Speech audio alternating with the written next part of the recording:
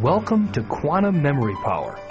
In this program, you'll learn all the tricks, techniques, and the ultimate tools for developing a perfect memory. And you'll be learning them from the world memory champion, Dominic O'Brien. Dominic has a trained memory. He was not categorically born with a special gift for memorizing vast amounts of information. Yes, he is the current and 7-time world memory champion, and in the record books for memorizing 40 decks of playing cards after a single sighting of each card. He can memorize a random sequence of 2,000 numbers in less than an hour and appears regularly on television memorizing anything from shopping lists to the names and faces of an entire audience. Yet he is only able to do this because he has trained his brain to do this. What Dominic can do, you can do too. The techniques, the systems, and strategies that are in quantum memory power are unrivaled. They are the most powerful in the world. And the reason is simple. Dominic has devised each and every method from his own trials and errors. The systems that worked, he kept and refined. Those that were unproductive, he discarded. The result is a powerful system, the Dominic system, that will unleash quantum memory powers you never knew you had. You'll learn to remember names, faces, numbers, birthdays, dates, appointments, speeches, or any sequence of numbers you want. Once you have unleashed your memory power, there will be no limits to the type or quantity of information you wish to store. With each powerful technique in quantum memory power, you'll be given practical applications and exercises to test and strengthen your abilities in each area. You'll be using your imagination and creative powers in ways you never imagined to gain speed, accuracy, and poise in the development of your own special quantum memory powers. In quantum memory power, you'll not only learn how to develop a powerful memory, you'll also gain confidence and self-esteem. You'll also learn how your brain operates, how to improve your decision-making powers, a powerful way to remember directions, how to develop laser-sharp concentration, and everything from acing a tough job interview to developing a mental fact file. You're about to take the journey of a lifetime.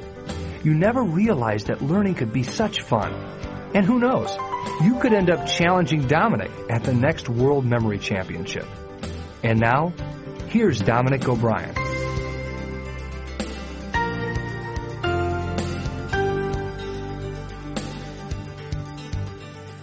Hi, I'm Dominic O'Brien. Congratulations on ordering Quantum Memory Power. Because together, we're going to take a quantum leap in unleashing the true potential of your memory. We're going to unlock a wealth of memory power that you probably didn't even know that you had. Okay, this is what's in store for you. How would you like to remember the names and faces of everybody you meet in the future and store that information in your memory, not just for days and weeks, but for months and years ahead? I'm going to take you on a journey. I'm going to take you through the world of mnemonics, and I'm going to teach you a new language. It's called the language of numbers, so that you'll be able to remember any number. Dates, birthdays, appointments, telephone numbers. Now, I'm talking big telephone numbers here. 50 digits, 100, maybe even 1,000 or more. How would you like to be able to deliver a lengthy speech entirely from memory, no notes at all?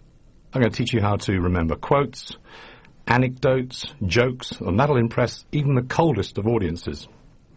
Now, just get this. Imagine reading through a newspaper or magazine and being able to remember every single detail in that newspaper or magazine. You'll even be able to pinpoint the exact detail on any page. Now, that'll impress your family and friends. How would you like to pinpoint the day of the week for any date in the last century? Not just the last century, but any date in the future or in the past. And you'll be able to do that in seconds. I'm going to teach you the secrets of accelerated learning. Maybe you're a student, or perhaps you've got children studying at school. I'm going to teach you how to learn so that you can absorb knowledge the lazy man's way. You're going to learn new words. You're never going to make spelling mistakes. I'll even teach you how to learn a vocabulary in a foreign language. But that's just the beginning.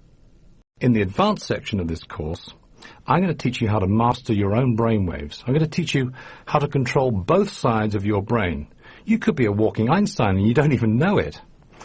I'm even going to teach you how to memorize not one deck of cards, but several decks of cards. In short, I'm going to groom you to become a memory champion in your own right. We're just moments away from all that. But at the moment, you're probably thinking, well, maybe he can teach me a thing or two. But I bet this guy was born with a very special brain. Maybe he's got a photographic memory. Well, you'd be absolutely wrong. And in fact, I was described as being dyslexic at school. In fact, I left school when I was 16. I'm just going to read out a couple of reports. These are actual reports when I was a child, and it may surprise you. Age 9.5, calculation. Terribly slow, must concentrate, often cannot repeat the question. I was 19th out of a class of 22. Here's another, age 10.25. He tends to dream in the middle of a calculation, which leads him to lose track of the thought. 17th out of a class of 23. Here's another calculation report. Age 9.5. Cannot keep the question in his head. Now, this is my favourite one, geography. Has not paid much attention. Appears to know more of the universe than the Earth. Now, you wouldn't think there was a future memory champion in the making from those school reports, would you? It was only in 1987, when I saw a guy on television memorise a deck of cards, that it transformed the way I thought about my own memory. Now, last year at the World Memory Championships, I managed to memorise 201 digits before I made a mistake. What they do is they stick a cassette in, and you have to listen to like a 300-digit number. And it's the person that can memorise the most before they make a mistake. In other words, it's sudden death. Yeah, and I was able to memorise the first 201 digits. Now, you can do this too. Let me give you a little bit of the background of the World Memory Championships. It started in 1991, and ever since then, the numbers have grown. We even have national champions. We have a United States champion, a German, Malaysian, English, Irish, Turkish. And so the best of each country, they all gather each year in London for the World Memory Championships. So if you can imagine, this is the very first examination, if you like. This is one of 10 events on a Thursday morning. We all sit down, all 26 of us, and we're confronted with one number. We've got 1 hour to memorise just one number. Not too difficult, you might think. But this particular number is 3,000 digits long, and it's a randomly generated number. So the idea is that you have to read through the number like a book and memorise as many of the numbers as possible. Now, there are penalties. On the first page, you've got 25 rows of 40 digits. Now, if you make a mistake on the first line, then you lose 20 digits. If you make 2 or more mistakes, then you lose the whole line. Now, last year, I tried to memorise 1,820. After penalties, I memorised 1,780. The next test, you're given 100 names and faces that you've never seen before, and you've got 15 minutes to memorise them. You've got a 500-word poem to memorise. You've got about 24 decks of playing cards to memorise in sequence. Last year I did 18.5 decks. Some of the more quirkier ones you get, you've got half an hour to memorise 3,000 binary digits. So it's the person that can memorise the most information altogether that wins the championships. Now, at this point, you're probably thinking, what a sad man. This guy should get out more often. You probably think that all I do all day long is just sit and stare at loads of numbers and playing cards. Well, I don't. Well, unless I'm in training a couple of weeks before the memory championships. People often say to me, well, look, what is the point in trying to memorise a 2,385-digit binary number? It doesn't get you anywhere, does it? So the answer I normally give is, well, why would 22 fully grown men want to kick a ball from one end of a field to try and get it in a net at the other? Why should a fully grown man or woman want to hit a little white ball from the top of a hill to try and get it in a little tin cup about 300 yards down the other end of the field? I mean, there's no point, is there? I mean, it's hardly crucial to our survival. For instance, imagine last thing at night you tell your wife, okay dear, make sure that the cat's out, that the fire alarm's on, and that the ball is in fact in the back of the net. I mean, it sounds ridiculous. We don't need to survive that way. So it's not the ball being in the back of the net that's the point, but how it gets there, that's the fascination. That's the skill, the artistry, and there's a whole industry behind it. So it's not the order of a deck of cards in my head that's the point, but how it gets there. Not only is that fascinating, but it's an extremely beneficial skill. Just think what you could do with that skill if you had it, and I'm going to teach you. Now, this course comes with a health warning, because there are some side effects, but they're all positive. What you'll begin to develop is a laser-sharp concentration. You'll find that as your memory develops, so your confidence gains. Stress levels will come down. You'll get a wider observation. You're going to become more creative, more imaginative, and much, much more. And you know, it only takes a few minutes of practice each day. And you don't have to be a nuclear scientist to be able to do this stuff. A few years ago, when I was writing my first book on memory, I wanted to put a patent out on the techniques and systems that I developed, because I believe they're the most powerful that you can use to develop your memory. And it came as a little bit of a shock to find that actually someone had already got there before I did. In fact, I was 2,000 years out. I discovered that the Greeks had already developed very similar techniques because they were living in an oral culture. They didn't have any paper, although they had a crude form of paper, papyrus. If their culture was to survive, then it had to be passed on by word of mouth. So it required people to have very good memories. Now, if they didn't have a naturally good memory, then they had to use artificial devices. So people of the day would be able to record stories of battles, the politics of the day, and they would be able to talk for hours and hours on end. And they were using a thing called mnemonics. Now, at that time, they had some of the greatest minds the world has ever seen. Now, what's happened since is that we've had the development of paper, we've got the printing press, we now have the world's biggest library, the Internet. So there's a glut of knowledge, but we don't need to store this in our heads. So this is my point.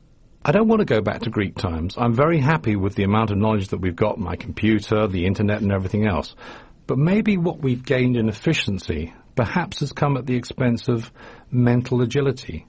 We don't have to work our brains quite so hard. Now, have you noticed over the past 2 or 3 decades that there's been a sort of surge of body fitness videos? We see actors and sportsmen and women bringing out their latest fitness video. So we've learned that to stay young, healthy and happy is a pretty good idea to look after our bodies. Great advice. I could do with losing a couple of pounds myself. And we don't necessarily heed that advice, but at least we know that it's good advice. We have a government promotion that says, well, why don't you go and take half an hour's physical exercise every day, whether it's walking the dog or maybe cycling to work instead of taking the bus, something that leaves our bodies slightly out of breath. Now, I think there should be a government health campaign encouraging us to take half an hour's or even 10 minutes mental exercise every day, something that leaves our brains slightly out of breath. Well, I'm going to be giving you plenty of those sort of exercises in this course. So you could regard this course as a training manual for the brain. So I want you to regard me as your personal memory fitness trainer. The techniques, the systems and strategies that I'm going to reveal to you are, in my opinion, unrivaled. Now, I've got a very good reason for that, because I needed something that was going to make me a winner, to win the World Memory Championships. Now, I devised each and every method from my own trials and errors. The systems that worked I kept and refined, and those that didn't I threw out, so there's a sort of a natural selection that took place. And my only reluctance in revealing these techniques is you might be the one person that uses them to beat me at the World Memory Championships. Well, if you do, I hope that you'll at least acknowledge it at the award ceremony. What I want to do now, I just want to set a sort of base test. I want to know exactly what your memory span is at the moment, because we need to know now so that we can compare that later on. So I'm going to give you a couple of very simple tests. I'm going to give you a series of 10 words, and the idea is to try and remember as many words as you can in order before you make a mistake. Maybe you won't make a mistake. Okay, listen carefully.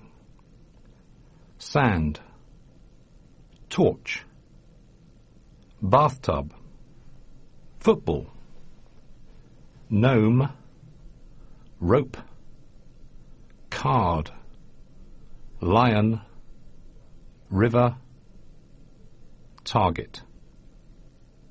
Okay, just think about that. How many can you recall? I'm going to read those words out again and just see how many you've got right. Okay, here we go. Sand, torch, bathtub, football, gnome, rope, card, lion, river, target. So how did you do? Just make a note. Doesn't matter if you made a mistake. Maybe you only got one right. But by the end of this course, I'm willing to bet you'll get all 10 in order, backwards or forwards. We've got one more test now. This is a number test. Again, I'm going to read out, this time 14 digits, and I want you to try and remember as many as you can before you make a mistake.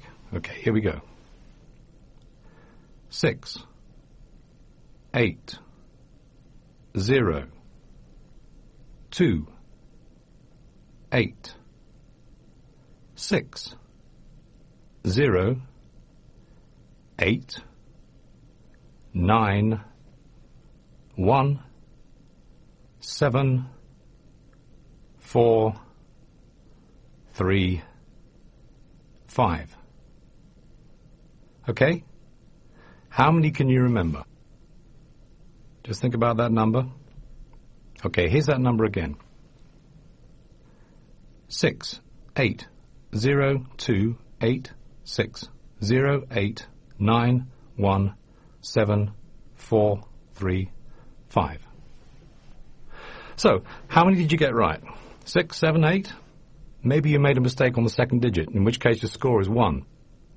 Now listen, we're not looking for perfection here. I don't expect you to memorize all 10 objects. This is the first exercise you've done. So like any underused muscle, it's bound to feel a bit stiff to begin with.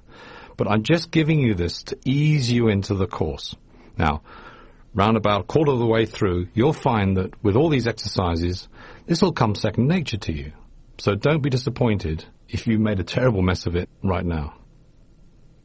All right, let's get straight into the heart of it. I'm going to give you 3 what I call key ingredients for developing awesome powers of memory. Now, you're going to be using these right throughout the course. They are association, location, and imagination. Okay, here's your first memory test. How are you going to memorize that?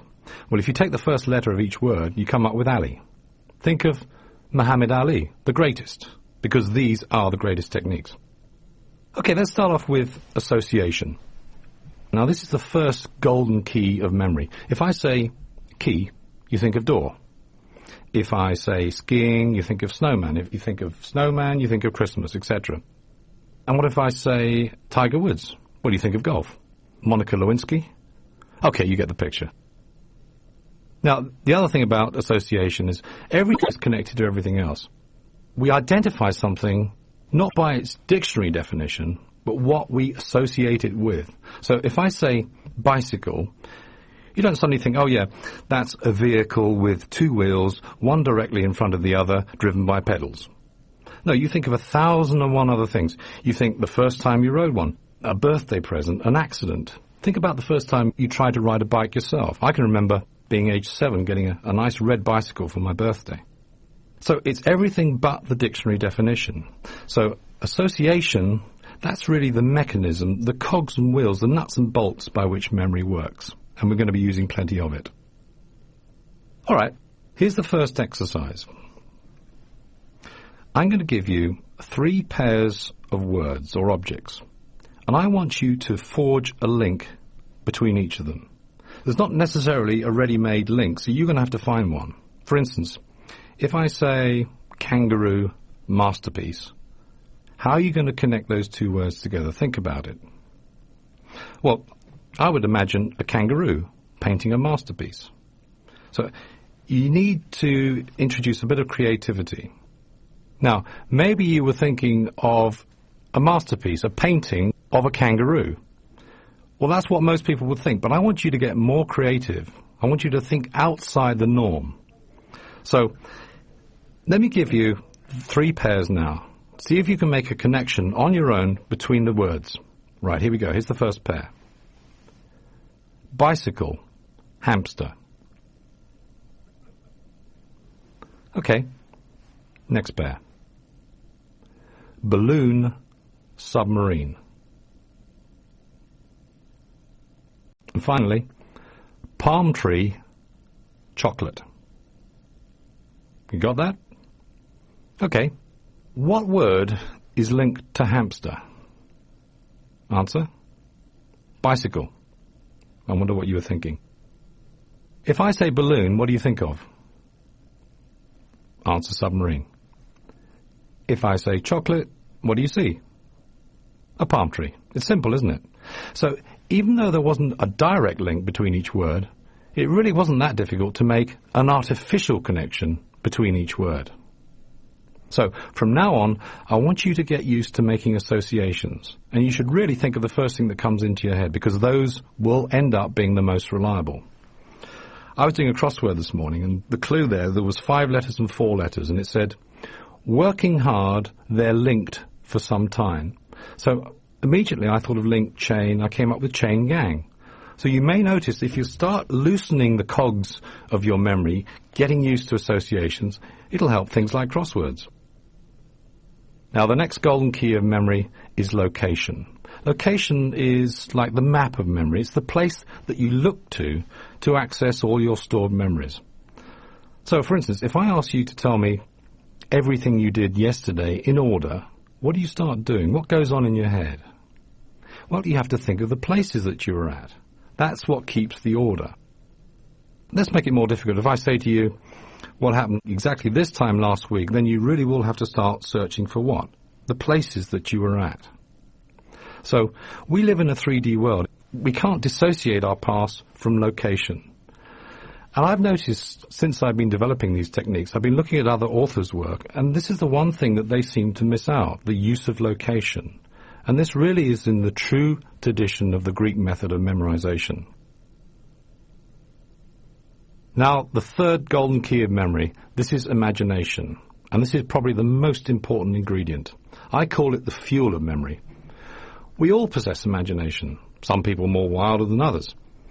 Now, if you dare to consider that you lack imagination, then just think back to when you were a child, when you were playing imaginary games in the garden. Weren't you wonderfully creative with your mind? Now, creative imagination is something that you're going to need plenty of. You're going to have to engage that in this course. Some people say, well, that they're not imaginative, they can't come up with ideas as fast as others. Well, it's not a case of learning creativity. It's not something that you can teach. It's more a case of how do we encourage its return. I believe we're all taught far too soon in our lives to grow up, to be sensible, welcome to the real world. And that can tend to stifle creativity.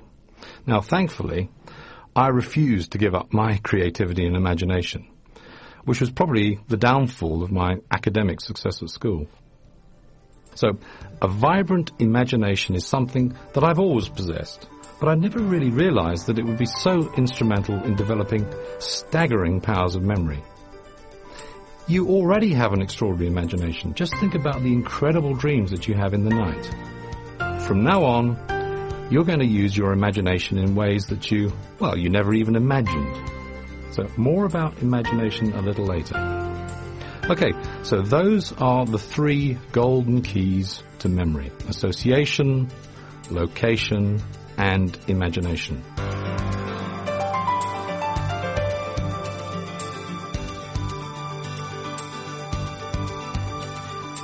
We're going to start with the first method for memorizing a list of objects in order. Now, this is called the link method. It's sometimes called the story method.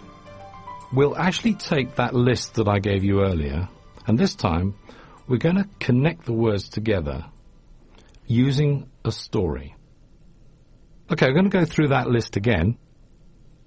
Sand, torch, bathtub, football gnome, rope, card, lion, river, target.